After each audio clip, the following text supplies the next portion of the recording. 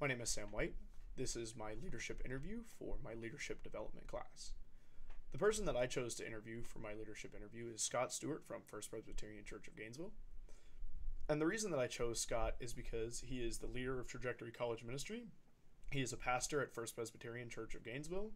He does marriage counseling. He is a president of a community ministry board, and he's a men's group leader. Scott has been a mentor of mine for a little over a year now. I started out being led by Scott as a member of Trajectory College Ministries, but now I am also a part of one of his men's groups.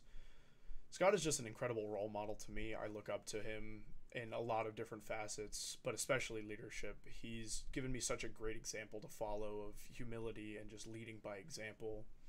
And he's really becoming a father figure in my life. And that's not just true for me, it's true for a lot of the other men that he's leading in his men's groups, as well as the men in his college ministry. My view of Scott as a leader is that Scott truly does lead by example. He is right there with us, whether it be as college students or as men's group members, and he's just walking with us. He's just one step ahead of us, clearing the way, explaining to us what we need to do, and just better ways that we can be better Christian men and live lives how we're supposed to. Scott has this way of making you feel seen, heard, and understood that I haven't really seen exampled by other leaders that I've come across. It's just something about all of his relationships are so personable and so just impactful that every time I talk to Scott about an issue that I'm having, or he's giving me some life advice, or he's just preaching to our entire college group, it feels like every message that he gives is something that he's lived out and he's walked through, and it's also fine-tuned for me personally. It feels very personal, it feels very impactful every time he does some act of leadership or he's giving us an example to live by. Some of the key reasons that I think that when we talked about that I think make his leadership so special is that Scott aims to lead by example.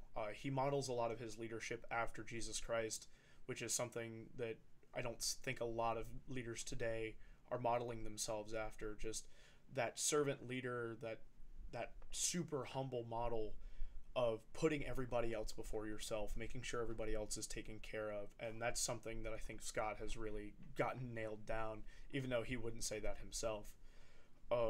Scott also puts a fine point on integrity, just being a very well-rounded person when it comes to integrity, that he's always going to show up when he says he's going to show up. He's going to be there when he says he's going to be there.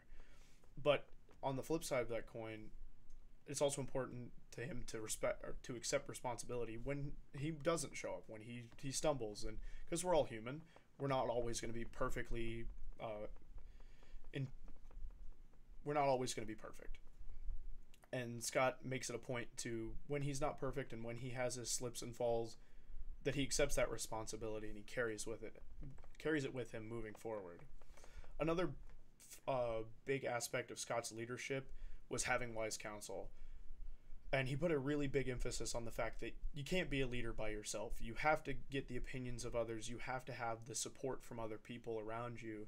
You can't just be the overbearing ruler sitting on your throne looking down at your subjects.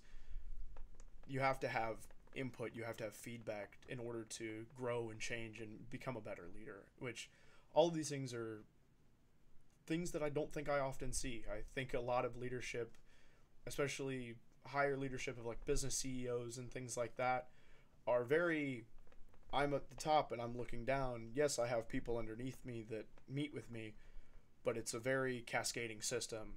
And the way that Scott's leadership works is that he's sitting right in the middle of us, talking to us and explaining things to us, and this is why he chose to make this decision, and this is why he chose to make this decision. And I think that's really important. My perception of Scott after this interview didn't really change. If anything, it showed me how being that servant leader is hard, how it's not easy, and just kind of the real struggles that he goes through being the kind of leader that he is. Just because he is very intentional with all of his leadership, he explains that sometimes he gets spread too thin. Sometimes he can't do it all. And that's a really hard thing for him that he explained to me. It's hard to not be able to give the same energy to the first person as you are the 30th person. And I think that's really vulnerable of him to admit, and I really respect that.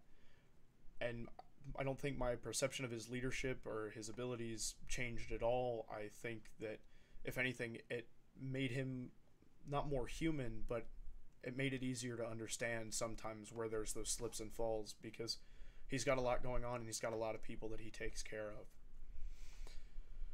Some of the key statements that Scott made that really helped me understand the way that his leadership works, and just leadership in general works on a practical level, are leadership, or my leadership style is rooted in being a shepherd, and a shepherd has to smell like sheep.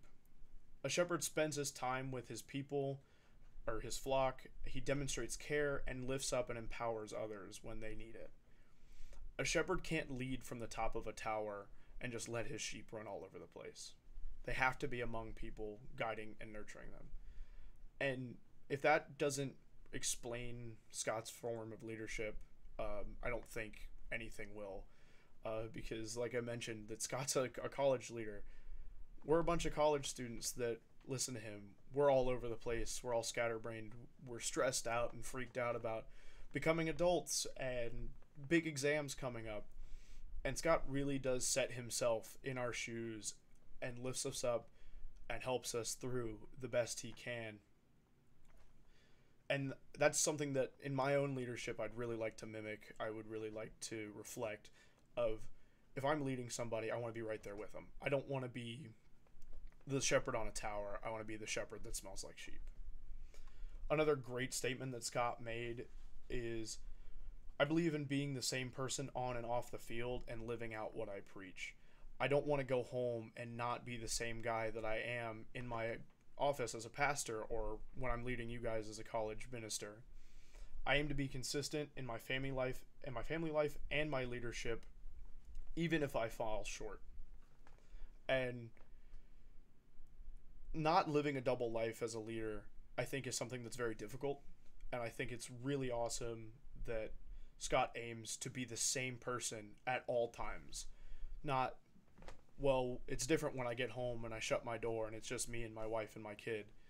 He's the same man that he is in his office, that he is at home, that he is when he's relaxing and having fun. And that's another thing that I really aim to replicate, that I think is a great thing to have as a leader, is just being consistent all the time and owning it when you fall short, but aiming to make it back to being consistent.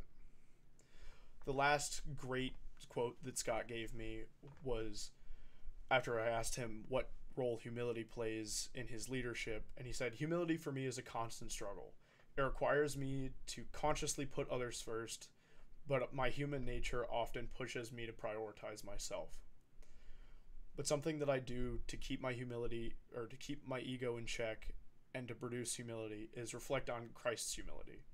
When he washed his disciples' feet and he served them, I ask myself if I'm exemplifying that level of humility or putting myself first. It's a continual process of self-examination. And I think having that example of Christ is an amazing thing for Scott, and I would like to have for myself in my own leadership, because it does produce that need for self-examination. It makes you take a step back and look at yourself and say, am I being humble? Am I being a good leader? Or am I being that tyrannical ruler sitting on my throne saying, you are my subjects, do as I say or else? And I think that having that model of self-checking and being humble in a position of power is super, super important. So that ends my recap of my leadership interview. Thank you for listening.